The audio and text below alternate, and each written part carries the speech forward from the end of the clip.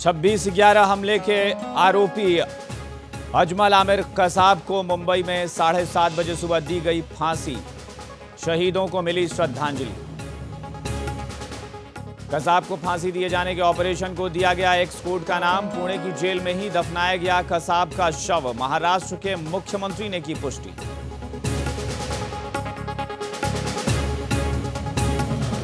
कसाब को फांसी दिए जाने पर देश भर में जश्न का माहौल। भोपाल में बटी मिठाइयां तो कोटा में दिवाली के बाद मनी फिर दिवाली।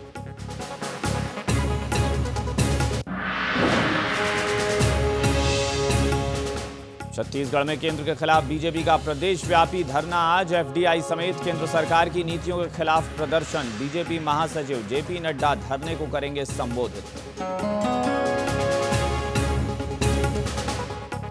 मध्य प्रदेश में शुरू होते ही गड़बड़ाई मुफ्त दवा बांटने की योजना। ग्वालियर के सरकारी अस्पताल में 3-4 घंटे बाद मिल रही है दवाई।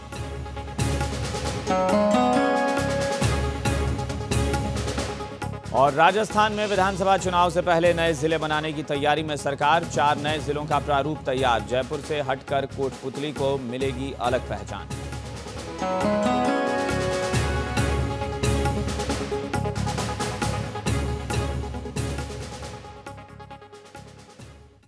नमस्कार, आप देख रहे हैं खबर भारती। आपके साथ मैं हूं अभिषेक कात्यायन। 4 साल बाद आज मुंबई हमले के दोषी पाकिस्तानी आतंकी आमिर अजमल कसाब को आज सुबह 7:36 पर फांसी दे दी गई। कसाब को फांसी पुणे की यरवदा जेल में दी गई, लेकिन फांसी से ठीक पहले कसाब अपने गुनाह पर शर्मिंदा हुआ और यरवदा जेल के जेलर से कहा कि अल्लाह मुझे माफ करे। इससे पहले कसाब को आर्थर रोड जेल से यरवदा जेल लाया गया, क्योंकि आर्थर रोड जेल में फांसी देने की सुविधा नहीं है। यह सुविधा केवल पुणे की यरवदा जेल और नागपुर जेल में ही है। लिहाजा कसाब को गुपचुप तरीके से यरवदा जेल शिफ्ट कर दिया गया, जहां आज फांसी पर लटका दिया गया और इस पूरे ऑपरेशन को ऑपरेशन एक्स नाम दिया गया।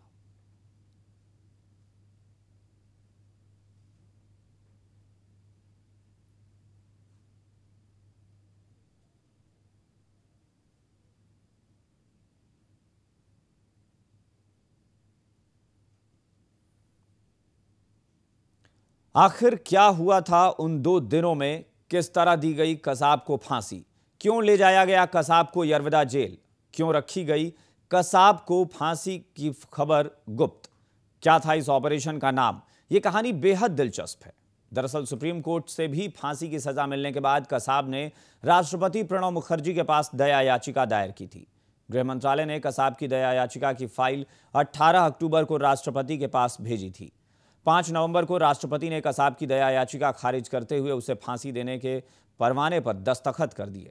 7 नवंबर को राष्ट्रपति की मंजूरी के बाद फाइल गृह मंत्रालय वापस भेज दी गई और गृह मंत्री ने रोम में इंटरपोल की बैठक से वापस आते ही 7 नवंबर को इस फाइल पर फांसी की मंजूरी दे दी। 8 नवंबर को महाराष्ट्र सरकार को यह फाइल इस आदेश के साथ भेज दी गई कि कसाब को 21 नवंबर को फांसी दे दी जाए।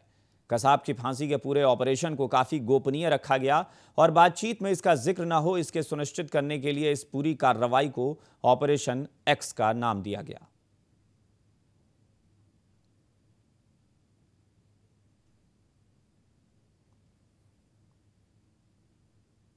कसाब मुंबई पर हमला करने वाले 10 आतंकियों में से एकमात्र जिंदा पकड़ा गया आतंकी था। आइए दिखाते हैं कसाब के पकड़े जाने के बाद से फांसी तक का पूरा घटनाक्रम। 26 नवंबर 2008 अजमल कसाब और 9 आतंकी मुंबई में हमला करते हैं।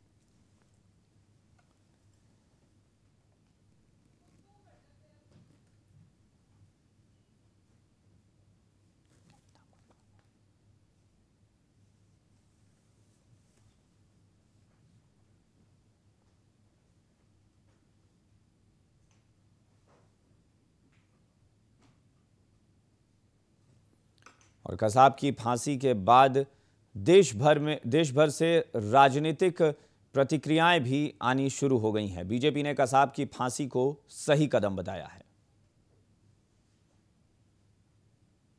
उसने दया की याचिका की थी, वो भी नामंजूर हो गई। आज सुबह 7:30 बजे आतंकवादी अजमल कसाब को फांसी की सजा दी गई।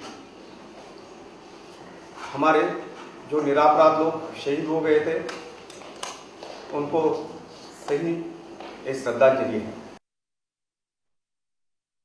राष्ट्रपति जी ने 5 तारीख को सिग्नेचर की थी, 7 तारीख को मैंने सिग्नेचर कर दी और 8 तारीख को महाराष्ट्र सरकार को भेज दिया और उसी वक्त ये तय हो गया था वो फाइल पर कि 21 तारीख को सुबह 7:30 बजे उसको फांसी दी जाएगी। कसाब की फांसी को हम कह सकते हैं कि देर आए दुरुस्त आए और देश के दुश्मनों के लिए एक कड़ा संदेश है, खास तौर से उन लोगों के लिए जो सीमा पार में बैठ करके देश को और दुनिया को दहशत और आतंकवाद से डराना चाहते हैं, देश और दुनिया के सामाजिक आर्थिक ताने बाने को ध्वस्त करना चाहते हैं। ऐसी ताकतों के लिए भी एक कड़ा संदेश और चेतावनी है। कसाब को दी गई फांसी मुंबई हमले में मारे गए बेगुनाह लोगों को श्रद्धांजलि है, ये कहना है मध्य प्रदेश सरकार के प्रवक्ता और स्वास्थ्य मंत्री नरोत्तम मिश्रा का। उन्होंने कहा कि देश की जनता कसाब को फांसी दिए जाने की काफी दिनों से मांग कर रही थी। देर से ही सही, लेकिन कसाब को फांसी देने का फैसला सही है। जो देशभक्त जिन्होंने देश के लिए मर मिटे थे, इनको फांसी, उनको श्रद्धांजलि है। उन देशभक्तों को देश की जनता तो लंबे समय से चाहती थी, लेकिन देर की गई। देर से सही, लेकिन सही निर्णय है। अजमल आमिर कसाब को फांसी दिए जाने के बाद राजनीतिक प्रतिक्रियाओं का दौर भी शुरू हो गया। कांग्रेस, बीजेपी के बड़े नेताओं सहित सभी ने कसाब को मिली फांसी पर संतुष्टि जताई, लेकिन सभी ने सवाल उठाया कि आखिर अफजल गुरु को फांसी कब दी जाएगी। बीजेपी नेता रविशंकर प्रसाद ने कहा कि कसाब को फांसी मिले ऐसा पूरा देश चाहता था। देर से ही सही, ये अच्छी खबर है, लेकिन संसद पर हमला करने वाले अफजल गुरु को फांसी क्यों नहीं दी जा रही है? सरकार कहती रही है कि वो कतार में है। कसाब को फांसी के बाद अब तो साफ हो गया है कि कोई कतार नहीं होती। अफजल के मामले में सरकार को जवाब देना होगा।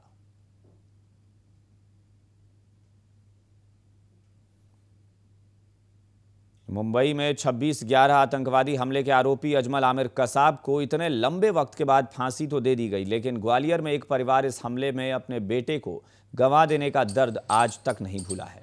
ग्वालियर के सुशील कुमार शर्मा नाम के जिस शख्स ने वीटी स्टेशन पर अपनी जान की परवाह न करते हुए दूसरे लोगों की जान बचाने के चक्कर में अपने प्राण न्यौछावर कर दिए, उस शख्स को आज तक शहीद होने का दर्जा नहीं मिल पाया।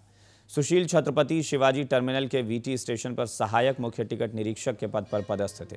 परिवार को अपने बेटे के शहीद होने पर गर्व है, लेकिन साथ ही वो सुशील की शहादत को प्रशासन और विभाग की ओर से अनदेखा करने की वजह से नाराज हैं। हम बता दें कि तत्कालीन रेल मंत्री लालू प्रसाद यादव ने सुशील को गैलेंट्री मेडल और उनके परिवार को सम्मानित करने की घोषणा भी की थी।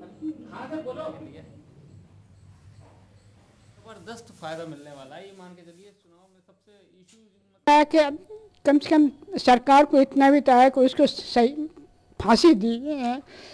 अब उसको फांसी दी तो हमको तो ये तो लगा कि हमारे बेटे का कोई अपराधी को फांसी हुई। अच्छा लगा। लेकिन बहुत देर लग गई, बहुत देर लग गई। 4 साल हो गए उसको अभी तक जिंदा रखा गया था।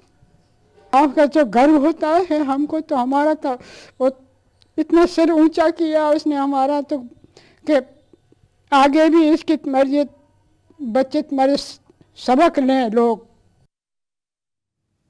मुंबई हमले के गुनाहगार अजमल आमिर कसाब को फांसी देने के बाद देश भर में जश्न का माहौल है। भोपाल में बजरंग दल के कार्यकर्ताओं ने खुशी मनाते हुए भोपाल में मिठाई बांटी। बजरंग दल कार्यकर्ताओं ने ज्योति टॉकीज के सामने लोगों को मिठाई खिलाकर अपनी खुशी का इजहार किया। वहीं भोपाल में ही संस्कृति बचाओ मंच के कार्यकर्ताओं ने माता मंदिर चौराहे पर आतिशबाजी की। संस्कृति बचाओ मंच के कार्यकर्ताओं ने कहा कि देर से ही सही, लेकिन एक हत्यारे को फांसी दी गई।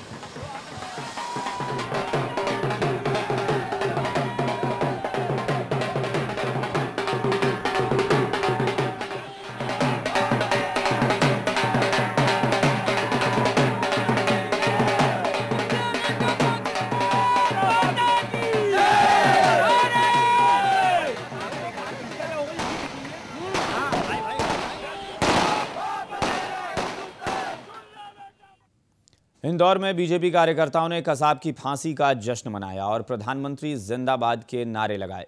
साथ ही कसाब को फांसी देने पर सरकार की तारीफ की और संसद पर हमले के आरोपी अफजल गुरु को भी फांसी देने की मांग की।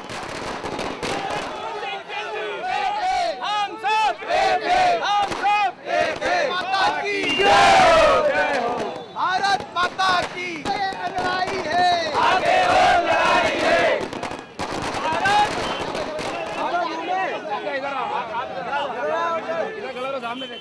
लड़ाई है, आगे और लड़ाई है।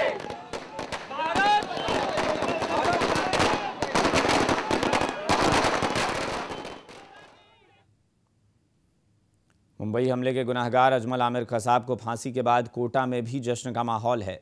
कसाब को फांसी देने से खुश लोगों ने आतिशबाजी कर अपनी खुशी का इजहार किया। साथ ही लोगों ने मिठाइयां भी बांटी।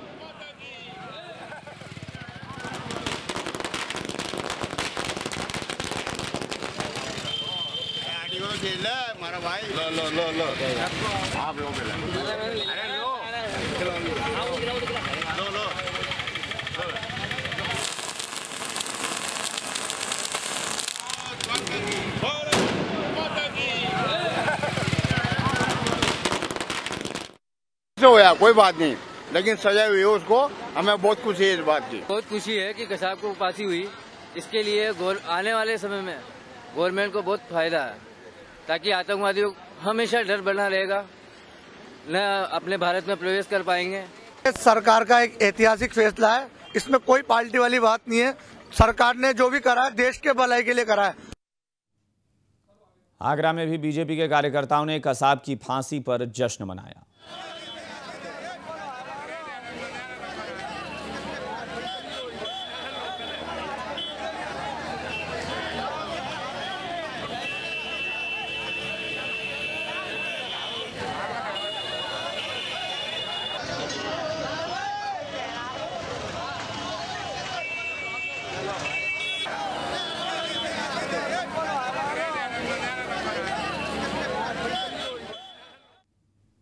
बुलेटिन में वक्त हो चला है एक ब्रेक का। ब्रेक के बाद फौरन लौटते हैं, आप बने रहिए हमारे साथ।